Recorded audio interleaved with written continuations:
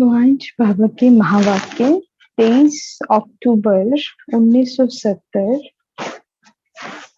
बाबा आज बच्चों को महारथी बनने का पुरुषार्थ करा रहे हैं। महारथी कौन होते हैं, उनकी महानता क्या होती है, बाबा ने पहले बताया, लेकिन उनका पुरुषार्थ किस लेवल का होता है ये आज बाबा बताएंगे। कितने चातक होते हैं, कितने अटेंशन, कितना अलर्ट। और बाबा ने कंपैरिजन किया आज बच्चों का कि घुड़सवार और महारथी में क्या अंतर है।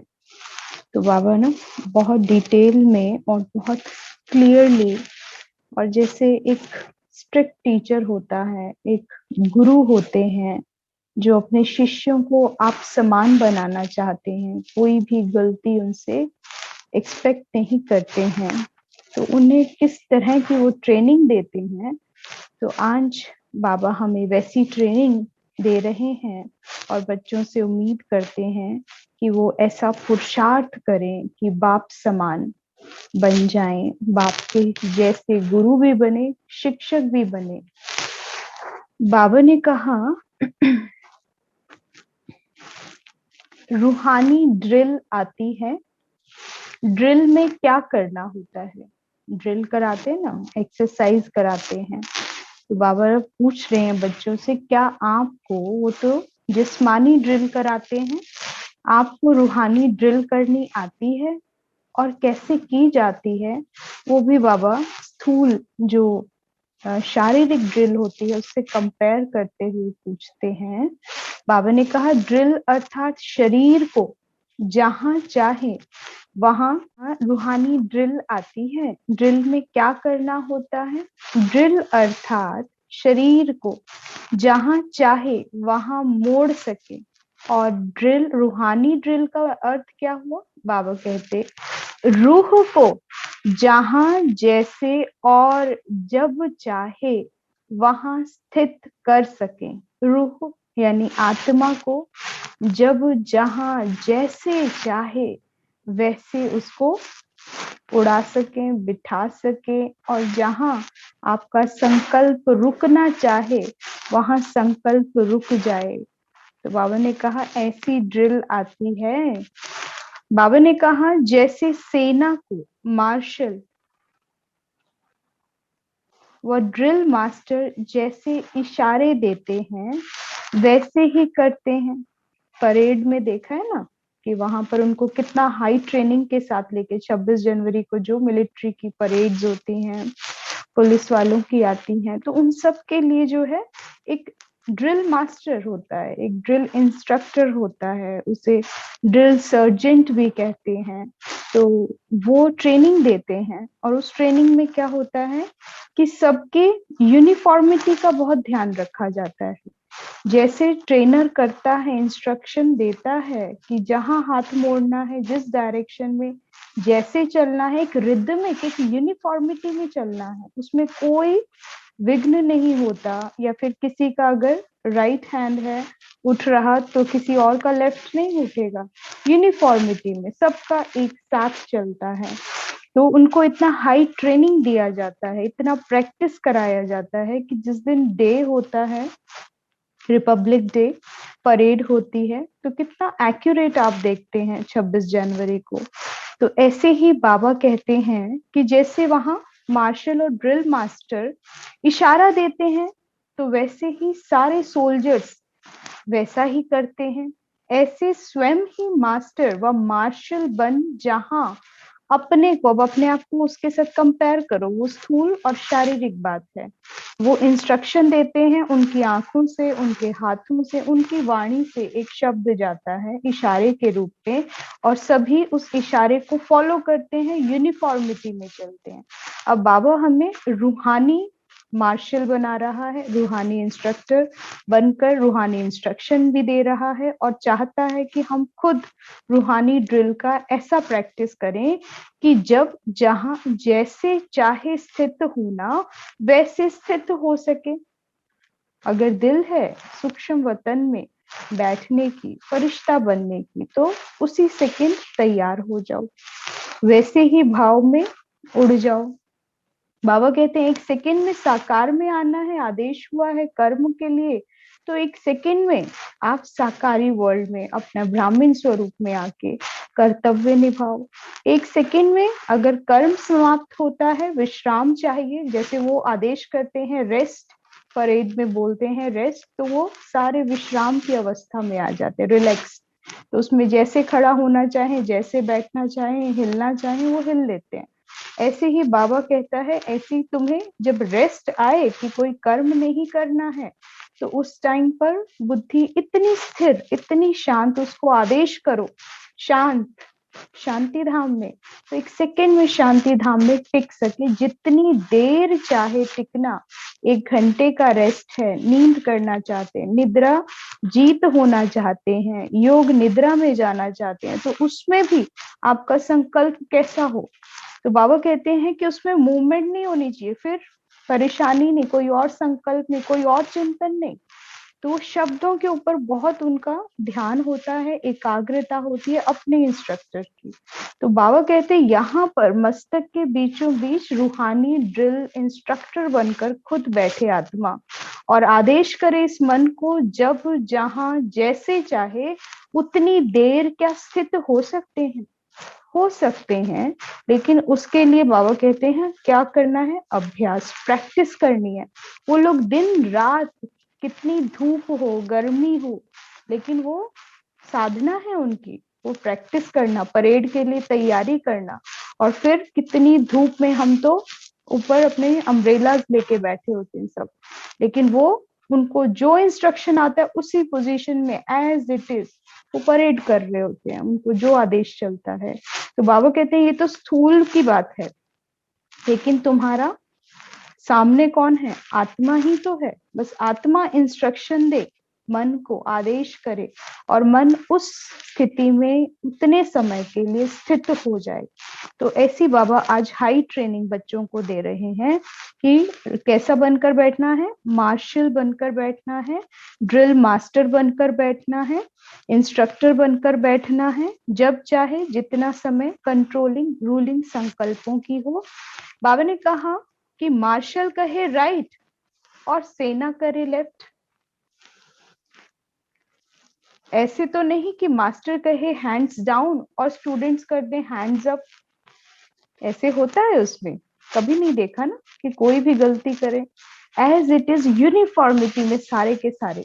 तो बाबा कहते हैं ऐसे ही सैनिकों व स्टूडेंट्स को क्या किया जाता है जो ऐसी गड़बड़ कर दे। अगर वो कहे डाउन और बच्चे कर दें, स्टूडेंट्स कर दें अप, अगर वो कहे राइट और स्टूडेंट्स कर दे लेफ्ट, तो फिर इंस्ट्रक्टर क्या करता है, डिसमिस। ऐसे सैनिकों को, ऐसे स्टूडेंट्स को डिसमिस कर दिया जाता है। तो यहाँ भी स्वयं ही डिसमिस हो ही जाते हैं। लेकिन जो अपने मन की नहीं सुन रहा है, मन से विपरीत चल रहा है, आदेश नहीं कर रहा, तो बाबा कहते हैं वो अपने आप स्वतः डिसमिस हो जाते हैं अपने अधिकार से। क्योंकि यहाँ पर आत्मा का भी बड़ा इंस्ट्रक्टर कौन है, स्वयं भगवान है। हमारा ड्रिल मास्टर सर्वप्रथम परमात्मा है, वो इंस्ट्रक्शन दे रहा है, मुरली चल रही है, श्रीमत चल रही है। तो उस श्रीमत में निरंतर ड्रिल्स आती हैं, कैसे मन को कंट्रोल करना है। तो जितना ध्यान से सुनते हैं और अभ्यास करते हैं, तो उतनी स्थिति ऊंच जाती है। तो बाबा कहते जो नहीं करेगा वो डिसमिस स्वतः हो जाएगा, अधिकार से वंचित हो जाएगा। प्रैक्टिस ऐसी होनी चाहिए जो 1 सेकंड में अपनी स्थिति को जहां चाहो वहां टिका सको। 1 सेकंड, 1 सेकंड मतलब एक संकल्प किया और तुरंत उस स्थिति में उसका स्वरूप बन गए, उस संकल्प का। तो बाबा कहते हैं इसका अभ्यास जितना लंबे काल तक आप करेंगे बैठकर कर्म योग करके, तो बाबा कहते हैं उतना जो है उसमें प्रैक्टिशनर बनेंगे, इंस्ट्रक्टर बन जाएंगे। और इसीलिए बाबा कहते हैं बाप समान बनना है। लक्ष्य ही क्या है, फाइनल स्टेज ही क्या है, बाप समान, इंस्ट्रक्टर के जैसे बनना है। तो बाबा कहते हैं क्योंकि अब युद्ध स्थल पर हो, युद्ध स्थल पर सेना अगर 1 सेकंड में डायरेक्शन को अमल में ना लाए तो उनको क्या कहा जाएगा? क्या जीत जाएंगे वो?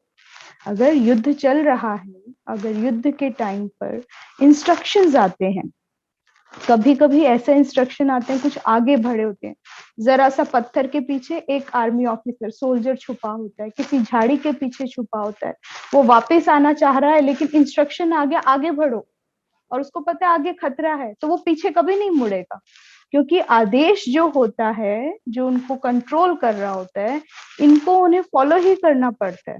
और वो पूरी आर्मी को देखकर इंस्ट्रक्शन आती है, एक को देखकर नहीं आती है कि आप पीछे हट जाओ, आप आगे बढ़ो। बीच में कह देंगे रेस्ट, चुप, शांति से बैठ जाओ, कुछ नहीं अटैक करना। अब जो फंस गया है वो तो फंस ही जाएगा, वो तो दूसरे हाथ लग जाएगा, लेकिन वो कभी डिनाई नहीं करते, अपने स्वार्थ के लिए कोई जीता ही नहीं है। उसमें क्या है, जो इंस्ट्रक्शंस आ रही हैं पीछे से, अब मरे तो मरे, पकड़े गए तो पकड़े गए, मारा तो मारा, अब ये किसके ऊपर है? ये ट्रेनिंग उनको दी जाती है सारी की सारी। तो बाबा कहते हैं ऐसे ही इस रूहानी युद्ध स्थल पर भी स्थिति को स्थित करने में समय लगाते हैं, तो ऐसे सैनिकों को क्या कहें? बाबा पूछ रहे हैं। आज बाप दादा पुरुषार्थी महारथी बच्चों को देख रहे हैं। अपने को जो महारथी समझते हैं वो हाथ उठाओ। थोड़ों ने हाथ उठाया। जो महारथी नहीं है वह अपने को क्या समझते हैं? कुछ बच्चों ने हाथ, अब आप भी सोचकर देखो, अगर सभा चल रही है, बाबा ने कहा अपने अपने हाथ उठाओ, और बच्चे उसमें से कुछ हाथ उठाते हैं, अगर आपने हाथ उठाया और नहीं उठाया तो बाबा उस अंतर को कैसे क्लियर कर रहे हैं? किसी ने उठाया, किसी ने नहीं उठाया। अब जिन्होंने नहीं उठाया तो भगवान है ना, उसके तो सामने सब इक्वल है, उसके लिए कोई महारथी नहीं, कोई घुड़सवार नहीं, लेकिन उसका कार्य क्या है? बच्चों को, हर एक को बराबर आप समान बनानी है।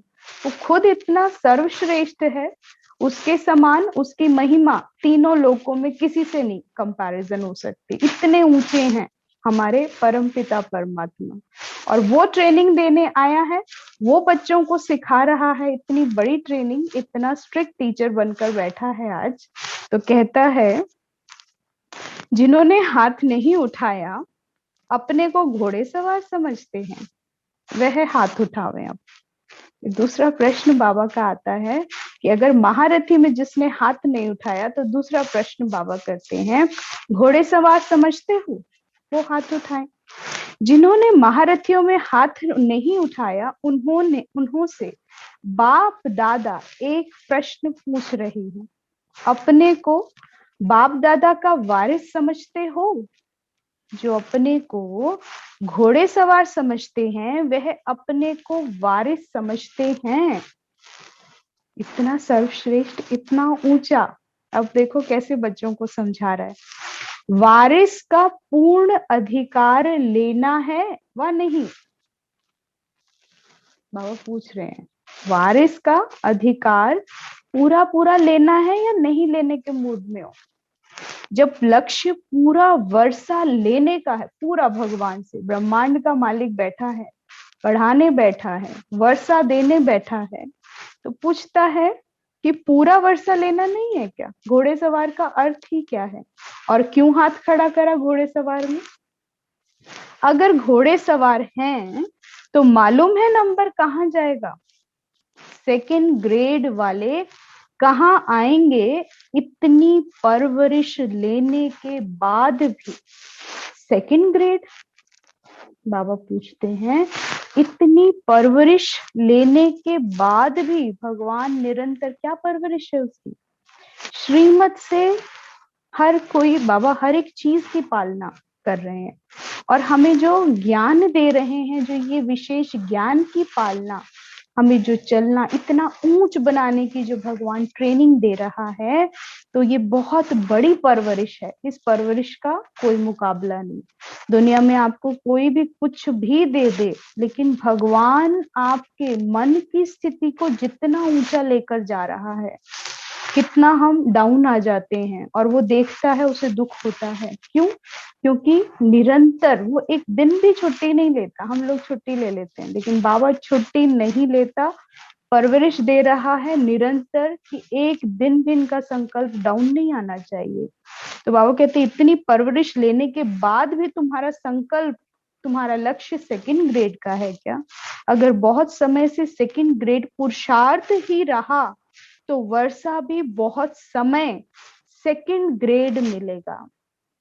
बाकी थोड़ा समय फर्स्ट ग्रेड में अनुभव करेंगे। जितना थोड़ा समय इतनी ऊंची स्थिति में बैठते हैं, महारथी वाले लेवल पर बैठते हैं भल थोड़े समय के लिए, तो उसका भी बाबा कहते हैं कुछ ना कुछ परिणाम है।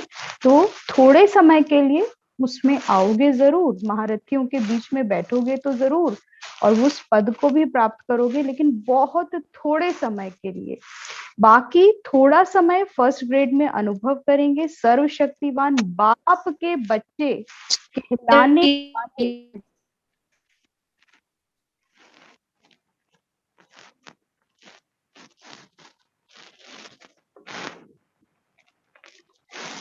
बाबा ने कहा सर्वशक्तिवान बाप के बच्चे कहलाने वाले और व्यक्त अव्यक्त द्वारा पालना लेने वाले, व्यक्त भी पालना ली, साकार पालना भी बाबा से ली, फिर अव्यक्त में भी पालना ली। तो बाबा कह रहे हैं फिर भी सेकंड ग्रेड, इतनी परवरिश, इतनी पढ़ाई, और उसके बाद भी सेकंड ग्रेड का लक्ष्य, और वो भी कौन? सर्वशक्तिवान के बच्चे। ऐसे मुख से कहना भी शोभता नहीं है। या तो आज से अपने को सर्वशक्तिवान के बच्चे ना कहलाओ। क्या कह रहे हैं बाबा? अगर यही इतना छोटा लक्ष्य रखा है तो मेरे बच्चे तो मत कहलाओ तुम।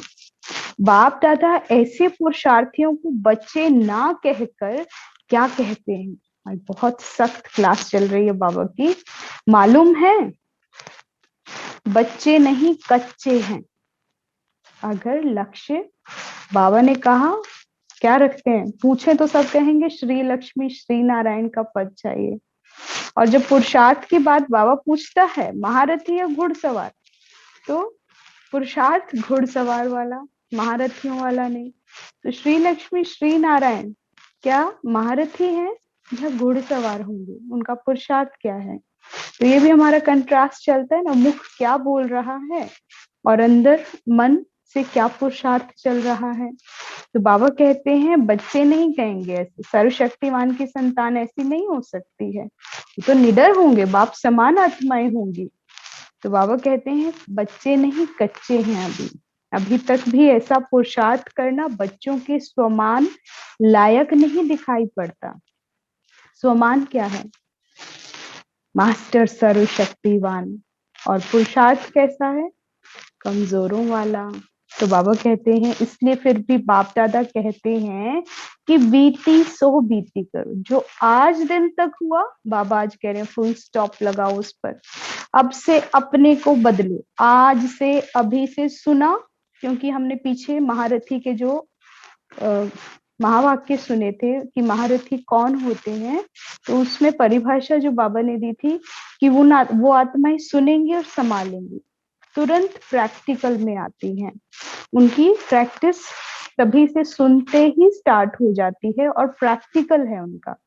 तो बाबा कहते हैं अभी से अपने को बदलो। अब से बदलने का मतलब अब से प्रैक्टिकल हो जाओ, जो बाबा कह रहे हैं वो ही करना है।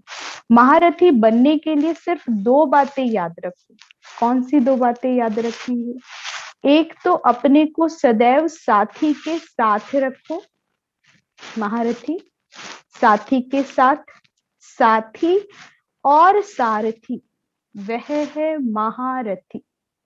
साथी और सारथी, अर्जुन को दिखाया है ना, कृष्ण सारथी बना है उनके रथ में। तो बाबा कहते हैं हमेशा इस रथ के अंदर, शरीर रूपी रथ के अंदर, मैं आत्मा अपने सारथी यानी परमपिता परमात्मा, साथी और सारथी दोनों साथ हैं। तो पुरुषार्थ में कमजोरी के 2 कारण हैं। बाप के स्नेही तो बने हो, लेकिन बाप को साथी नहीं बनाया है। बाबा का बहुत प्यार है बाबा से, लेकिन बाबा को साथी नहीं बनाया, साथ नहीं रखते हैं अपने हर वक्त। अगर बाप दादा को सदैव साथी बनाओ तो जहां बाप दादा साथ हैं वहां माया दूर से मूर्छित हो जाती है। बाप दादा को अल्प समय के लिए साथी बनाते हैं, इसलिए शक्ति की इतनी प्राप्ति नहीं होती है। सदैव बाप दादा साथ हो तो सदैव बाप दादा से मिलन मनाने में मग्न हो, और जो मग्न होता है उसकी लगन और कोई तरफ लग ना सके, उसे कोई याद ही नहीं आएगा, वो अपने ही बाबा के साथ धुन में लगा होगा। बाबा के साथ मुरली पढ़ना, बाबा ने जो कहा उस मुरली का निरंतर उसकी बुद्धि में वो शब्द गूंजते रहेंगे। कर्म हो रहा है लेकिन बाबा चल रहा है, वो मुख से कुछ बोलेगा ही नहीं, क्योंकि अंदर ही अंदर उसकी रूहानी चिट चैट चल रही है, तो वो बिजी है, व्यस्त है। तो बाबा कहते हैं ऐसी आत्माएं जो होती हैं वो बाबा को जो साथी बनाते हैं वहां माया दूर से मूर्छित हो जाती है, क्योंकि कोई टाइम ही नहीं देगा। तो बाबा कहते हैं बाप दादा को अल्प समय के लिए साथी बनाते हैं, इसलिए शक्ति की इतनी प्राप्ति नहीं होती है। और जो मग्न होता है उसकी लग्न और कोई की तरफ लग ना सके। शुरू शुरू में बाप से बच्चों का क्या वायदा हुआ है, सभी वायदा करते थे ना, तुम ही से खाऊं, तुम ही से बैठूं, तुम ही से रूह को रिझाऊं, और किसी के पास नहीं। कई तो ज्ञान में चलते चलते सुनते सुनते थक जाते हैं, कहते बहुत ज्ञान ज्ञान हो गया सारा टाइम, चलो कहीं घूम कर आते हैं, किसी से बात करके आते हैं। तो ये क्या है, थक गए, साथी को छोड़ दिया, रूह को रिझाऊं। बाबा ने कहा रूह तो बस एक से ही रिझेगी, जब वो आएगा उससे बात होगी तो ही इस रूह को आराम है। तो यह अपना वायदा भूल जाते हो। अगर सारे दिनचर्या में हर कार्य बाप के साथ करो तो क्या माया डिस्टर्ब कर सकती है? सोच के देखो, एक दिन व्रत रख कर देखो कि आज सारा दिन बाबा को साथ रखना ही है, पर ये छूट जाता है, फिर कोई आ जाता है, फिर बाबा बुद्धि से सरक जाता है, बड़े आराम से बिंदु है ना, छोटा सा है, निकल जाता है। तो बाबा कहते हैं कि अगर सारे दिन में हर कार्य बाप के साथ करो तो क्या माया डिस्टर्ब कर सकती है? बाप के साथ होंगे तो माया डिस्टर्ब नहीं करेगी, माया का डिस्ट्रक्शन हो जाएगा। तो भल बाप के स्नेही बने हो लेकिन साथी नहीं बनाया है, हाथ पकड़ा है, साथ नहीं लिया है, इसलिए माया द्वारा घात होता है। हाथ पकड़ा, साथ नहीं लिया, लेकिन फिर बाबा कहते हैं हाथ पकड़ने से क्या होगा, माया पकड़ लेगी आगे से। तो बाबा कहते हैं माया द्वारा घात हो जाता है। गलतियों का कारण है गफलत, गफलत गलतियां कराती है। श्रीमत पर नहीं चलना, श्रीमत में जो आज्ञाएं मर्यादाएं मिली हैं उनको भूल जाना, उसके विपरीत विमुख हो जाना, तो फिर क्या है, गफलत होती है, गड़बड़ हो जाएगी। गड़बड़ होगी तो फिर क्या है, माया घात कर लेगी और गलतियां विकर्म हो जाएंगे। अगर रूह को ना देख रूप तरफ आकर्षित होते हैं तो समझो, बहुत सख्त आज बाबा कह रहे हैं, अगर रूह को नहीं देखा, आत्मा को नहीं देखा, रूप की तरफ आकर्षण हुआ तो समझो मुर्दे से प्रीत कर रहे हैं। मुर्दे से प्रीत रखने वाले को समझना चाहिए कि हमारा भविष्य मुर्दा घाट में कार्य करने का है। सतयुग में कहाँ जाओगे, भविष्य क्या होगा, क्या गति मिलेगी? बाबा कहते हैं भविष्य में मुर्दा घाट में कार्य करने का, ये भी जरूरी नहीं है कि सतयुग की बात हो सकता है इसी में ही दोबारा जन्म हो, फिर मुर्दा घाट पर क्या बनकर बैठेंगे। जिस समय ऐसा संकल्प भी आए किसी के रूप में जाए तो बाबा कहते हैं मुर्दा घाट का पार्ट समझो, क्या देख रहा हूँ, अभी भी कौन सा पार्ट बजा रहा हूँ, क्या रोल चल रहा है, ये संकल्प भी आना, किसी की देह में जाना, किसका शरीर कैसा है, सुंदर है नहीं है, कैसी आंख, कैसी नाक, कैसा मुख, कैसा रंग, कैसा रूप, इसी में घुसे रहते हैं सारा दिन, देखते रहेंगे क्या पहना है, क्या नहीं पहना है। तो बाबा कहते हैं ये संकल्प जब भी उठे तो समझना मुर्दा घाट का पार्ट है। सभी को कहते हो ना एम और ऑब्जेक्ट को सामने रखो, तो जो भी कार्य करते हो, जो भी संकल्प करते हो, उसके लिए भी लक्ष्य और प्राप्ति अर्थात एम ऑब्जेक्ट सामने रखो। सर्वशक्तिवान बाप वरदाता से अपना कल्प कल्प इसी पार्ट का वर्षा लेने लिए आए हो। मुर्दे को सुरजीत करने वाले मुर्दा घाट में पार्ट नूंदने के लिए आए हैं। बाबा कह रहे हैं एक तरफ तो मुर्दे, सारी दुनिया कैसी है इस समय, उनको सुरजीत करने वाले हो, ज्ञान के छींटे मारकर सबको होश में लाने वाले हो, सुरजीत देवता बनाने वाले हो। कार्य है ब्राह्मणों का मानव को महामानव बनाना, सुरजीत बनाना, जिनके सुर बिगड़े हैं, असुर असुर बने बैठे हैं काम क्रोध लोभ मोह अहंकार से, और ऐसे बच्चे मुर्दा घाट में पार्ट नूंदने के लिए आए हैं। ये क्या किया?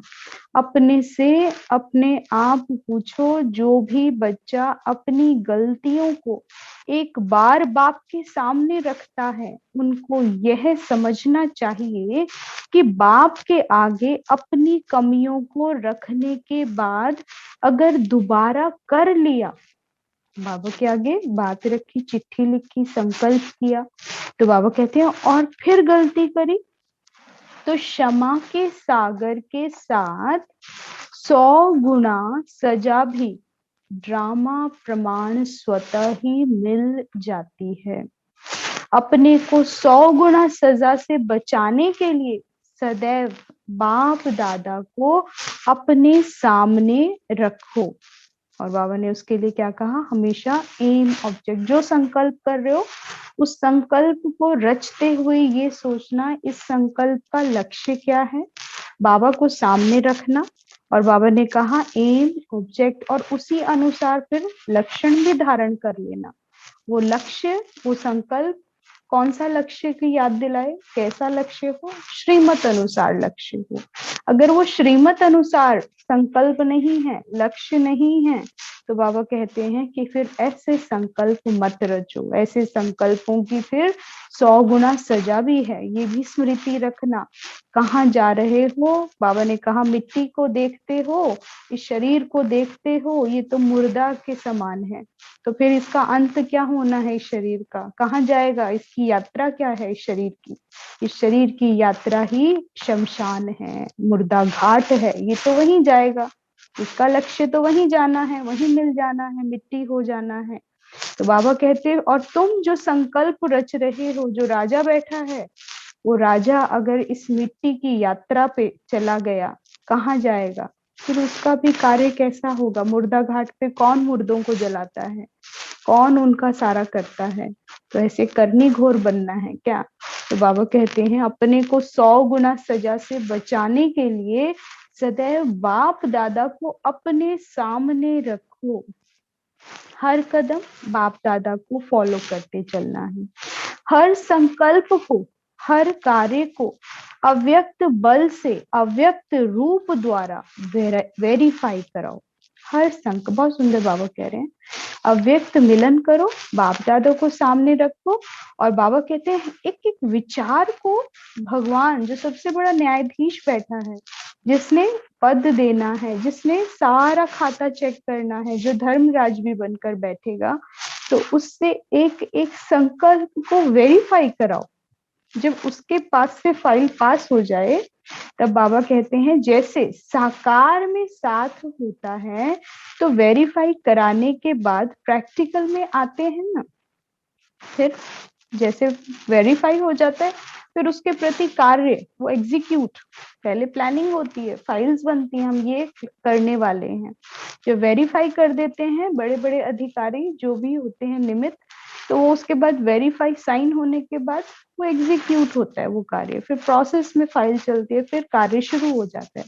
तो बाबा कहते हैं ऐसे ही बच्चों को बाबा को सामने रख वेरीफाई कराना है एक एक विचार का, और फिर जब बाबा वेरीफाई कर ले, पास कर दे, श्रीमत अनुसार है, तो फिर उसके बाद उसको एग्जीक्यूट करो, अपने कार्य को आगे बढ़ाओ।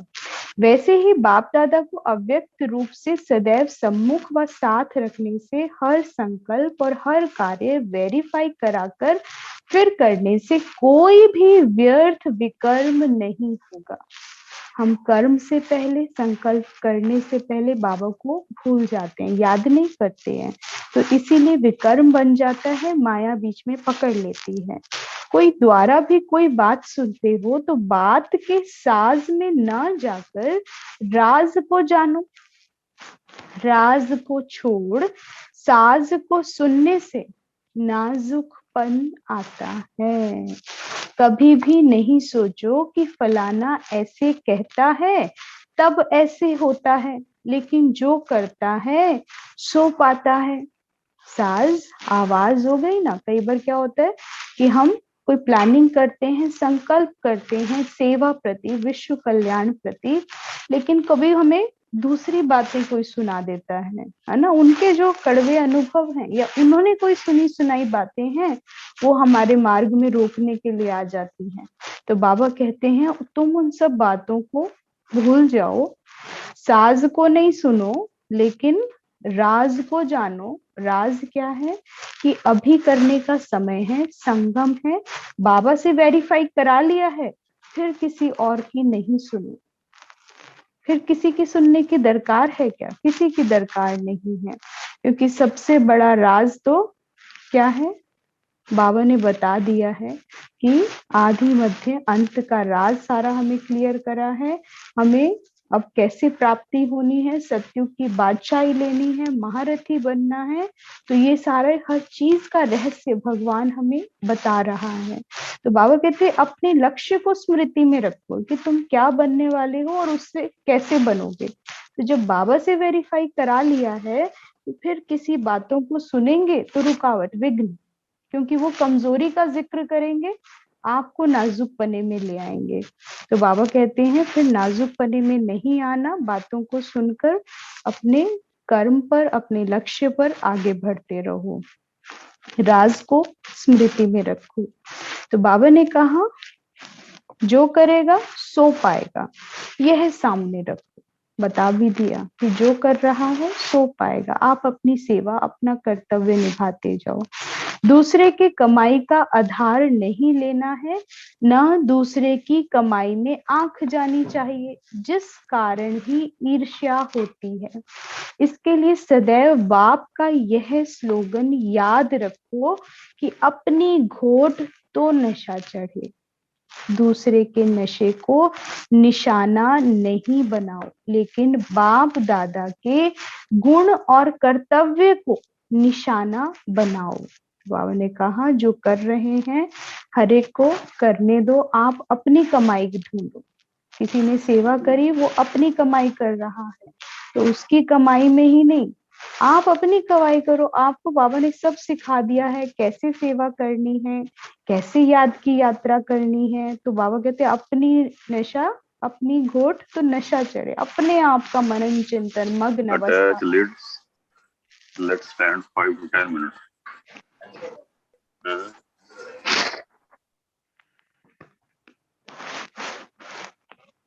तो बाबा ने कहा सदैव बाप दादा के कर्तव्य को स्मृति में रखो कि बाप दादा के साथ मैं भी अधर्म विनाश और सत्य धर्म की स्थापना के कर्तव्य अर्थ निमित्त बनी हुई हूँ। जो अधर्म के विनाश अर्थ निमित्त है, वह स्वयं फिर अधर्म का कार्य व दैवी मर्यादा को तोड़ने का कर्तव्य कैसे कर सकते हैं।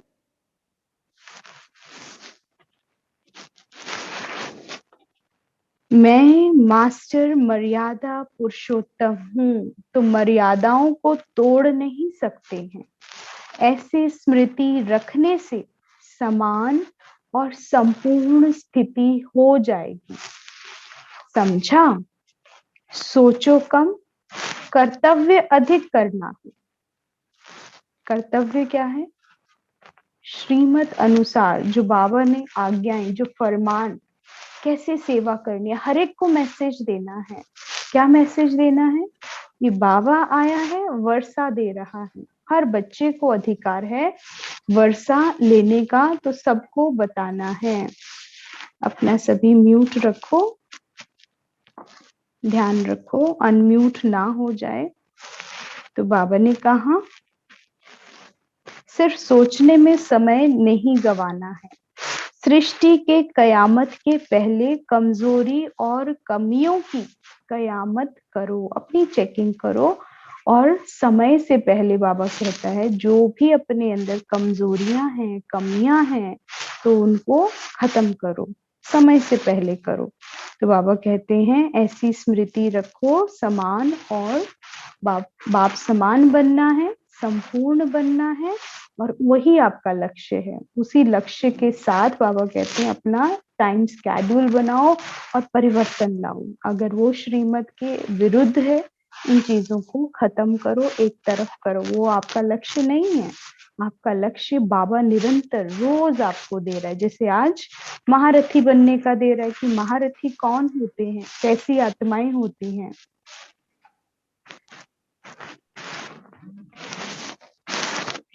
भट्टी वालों ने भट्टी में अपना रूप और रंग और रौनक बदली की है। अनेक रूप बदलना मिटाया है। सदा के लिए रूहानी रूप दिखाई दे, ऐसा अपने को बनाया है। उलझनों का नाम निशान ना रहे, ऐसा अपने को उज्जवल बनाया है। अल्पकाल के लिए प्रतिज्ञा की है, वह अंत काल तक प्रतिज्ञा की है। थोड़े समय के लिए प्रतिज्ञा की है या अंतिम यात्रा तक अपनी प्रतिज्ञा की है। अपनी पुरानी बातों को, पुराने संस्कारों को ऐसा परिवर्तन में लाना है जैसे जन्म परिवर्तन होने के बाद पुराने जन्म की बातें भूल जाती हैं। ऐसे ही जब साधना करते हैं, भट्टी मतलब माउंट आबू में स्पेशल भट्टी होती है। उसमें क्या है, निरंतर आपको लक्ष्य दिया जाता है रोज का। सुबह अमृत वेले से रात्रि तक स्वमान दिया जाएगा, फिर स्वमान को घड़ी घड़ी अभ्यास में लाना है। उसी से रिलेटेड फिर क्लासेस होंगी, फिर उसी से रिलेटेड मेडिटेशन होगा, फिर घड़ी घड़ी भोजन करते हुए, रेस्ट करते हुए, सेवा करते हुए उसी स्वमान को घड़ी घड़ी दोहराना। तो बाबा कहते हैं फिर ऐसे ही भट्टी करते करते रूप और रंग बदल जाता है।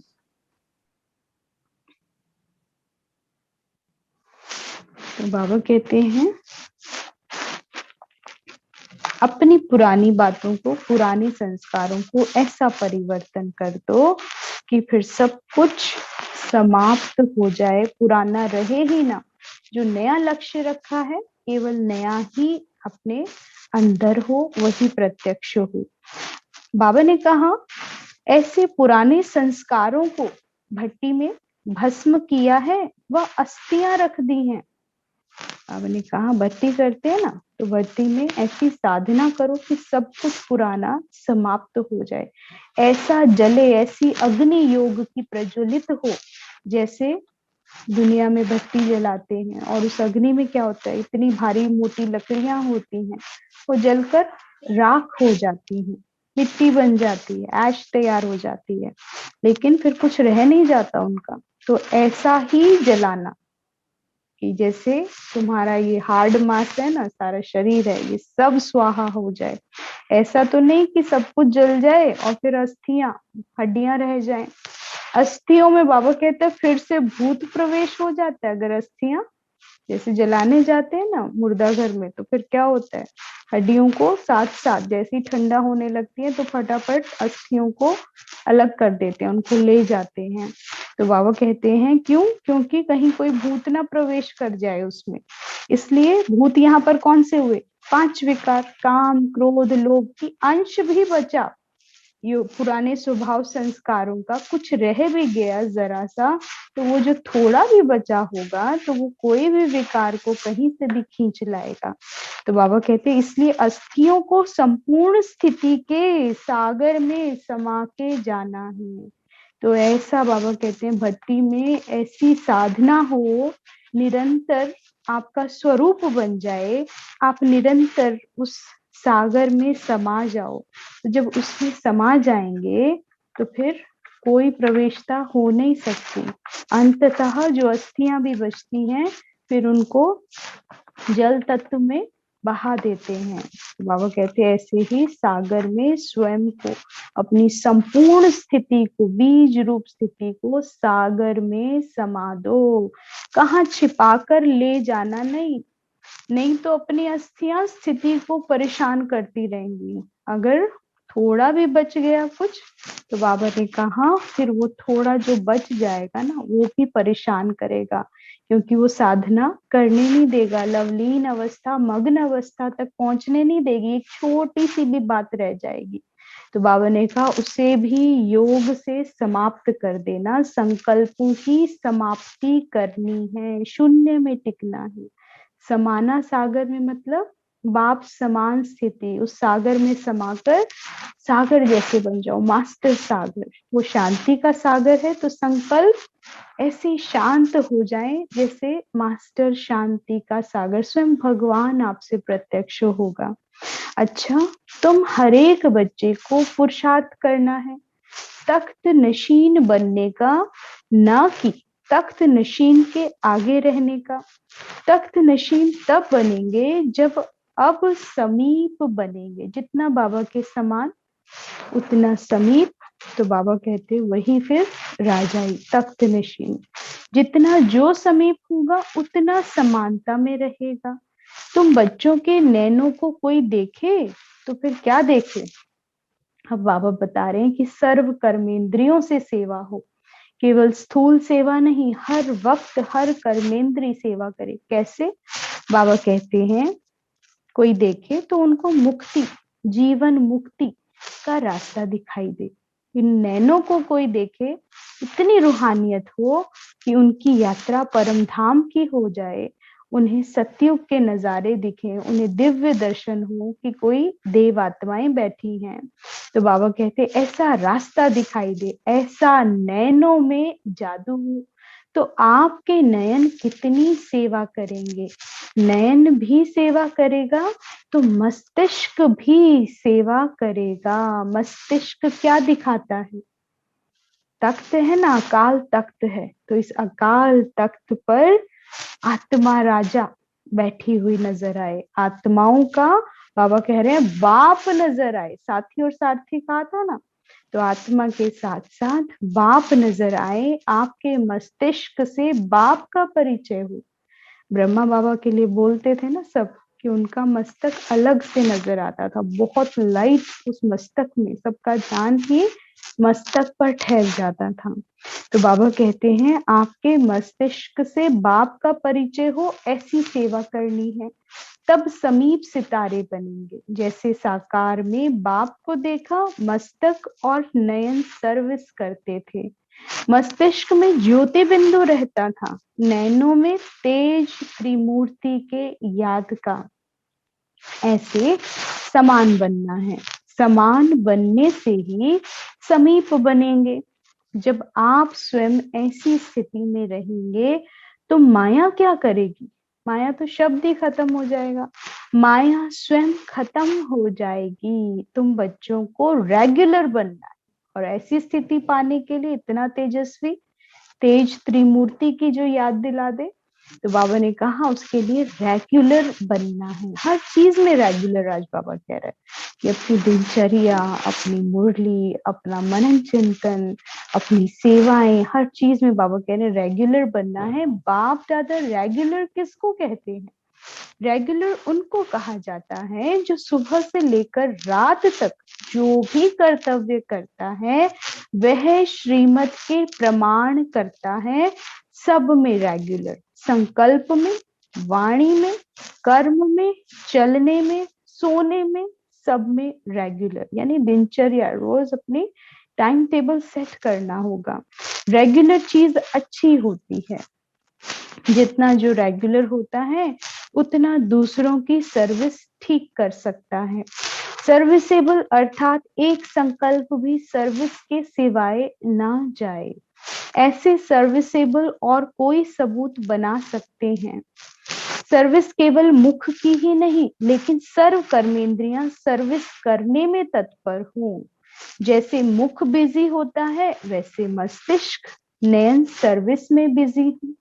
सर्व प्रकार की सर्विस कर सर्विस का सबूत निकालना है। एक प्रकार की सर्विस से सबूत नहीं निकलता, सिर्फ सराहना करते हैं। चाहिए सबूत, तो सबूत देने के लिए सर्व प्रकार की सर्विस में सदा तत्पर रहना है। कोई भी सेवा आ जाए, बाबा कहते हैं उसमें तत्पर रहो। सर्विसेबल जितना होगा वैसे आप समान बनाएगा, फिर बाप समान बनाएगा।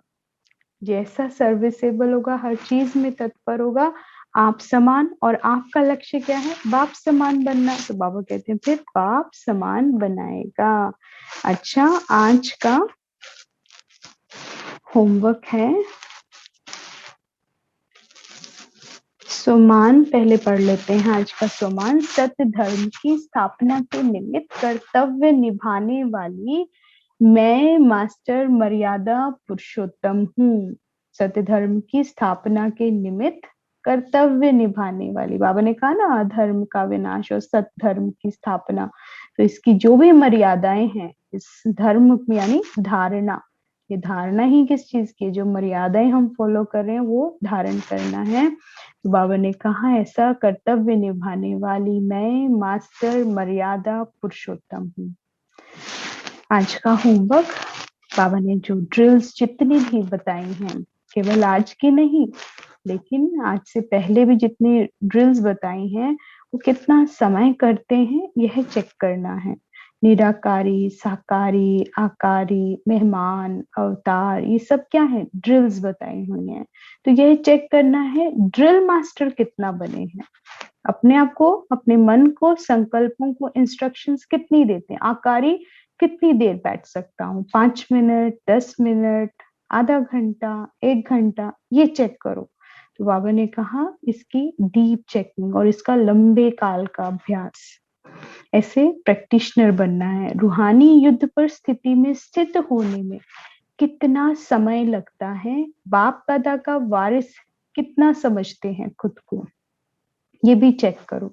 वारिस बनना, अपने आप को हमेशा बाप समान टाइटल्स देना, उससे नीचे नहीं सोचना। बाबा ने उसे महारथी कहा है, लेकिन बाबा कहता है बच्चे घुड़सवार समझते हैं, तो ऐसे बच्चे सर्वशक्तिवान की संतान कहलाने लायक नहीं है, ये उनका टाइटल नहीं है, क्योंकि बाप समान, बाप के बच्चे यानी बाप के टाइटल्स में स्थित रहते हैं, वही उनका स्वमान है।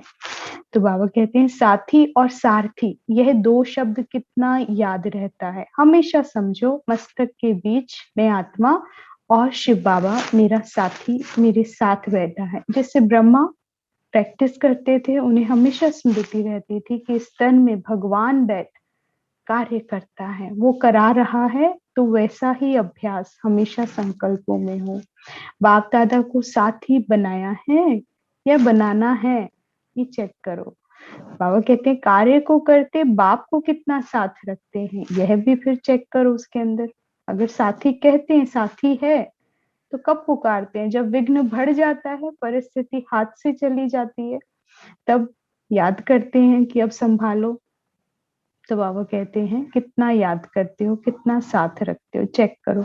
गफलत तो नहीं करते, श्रीमत के विरुद्ध क्या क्या करते हैं उसको खत्म करो, श्रीमत के विरुद्ध नहीं कुछ भी हो।